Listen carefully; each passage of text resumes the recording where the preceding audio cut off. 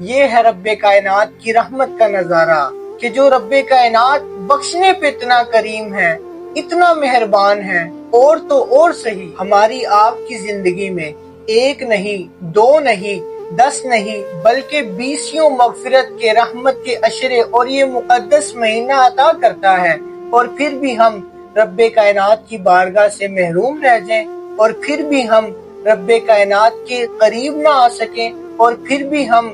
اپنے آپ کو سچی توبہ کے ذریعے اللہ کی رحمت سے فیض یاب نہ کر سکیں، تو پھر کمی ادھر سے پہلے نہ تھی، نہ اب ہے اور نہ آئندہ ہوگی۔ کمی جہاں بھی ہوگی ہم میں ہوگی، ہماری طلب میں ہوگی، ہمارے سوال میں ہوگی، ہمارے اللہ کی بارگاہ میں رجوع کرنے میں ہوگی۔ وہ تو ہمہ وقت بخشنے کے لیے، معاف کرنے کے لیے، ہماری توبہ کو اپنی عظیم بارگاہ میں قبول کرنے کے لیے ہمہ وقت